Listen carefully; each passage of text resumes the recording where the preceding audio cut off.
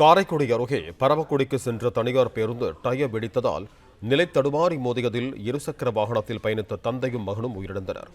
இது தொடர்பான கூடுதல் விவரங்களோடு இணைகிறார் எமது செய்தியாளர் பாபு சரவணன். வணக்கம் பாபு சரவணன், உங்களிடம் இருக்கும் தகவல்களை சொல்லுங்க. வணக்கம். சிவகங்கை மாவட்டம் காரைக்குடி அருகே உள்ள மாநகரி பகுதியில் ராமேஸ்வரம் திருச்சி ராமேஸ்வரம் தேசிய நெடுஞ்சாலையில் காரைக்குடியிலிருந்து பரமக்குடி நோக்கி சென்ற தனியார் பேருந்தின் முன்பக்க டயர் எதிர்பாராதமாக வெடித்தது. இதனால் பேருந்து நிலை தடுமாறி மாநகரிலிருந்து தேவகோட்டைக்கு இருசக்கர வாகனத்தில் சென்ற இருவர் மீது மோதியதில் விஜயகுமார் தந்தை மகன் மணிகண்டன் ஆகியோர் சம்பவ இடத்திலேயே பலியாயினர். பேருந்தில் பயணம் செய்த 5 பேர் பேருந்து நிலை தடுமாறி அருகில் உள்ள மரத்தில் மோதியதில் பேருந்தில் பயணம் செய்த 5 பேருக்கும் காயம் ஏற்பட்டது. காயமடைந்தவர்கள் காரைக்குடி அரசு மருத்துவமனைக்கு அனுப்பி வைக்கப்பட்டுள்ளனர்.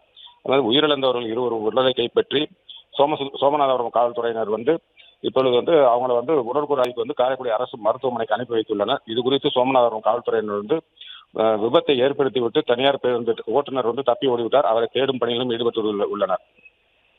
பிளே ஸ்டோர் மற்றும் ஆப் ஸ்டோரில் இருந்து பாலிமர் செயலியை QR கோடு மூலம் பதிவிறக்கம் செய்யுங்கள். செய்திகளை உடனுக்குடன் பெறுங்கள்.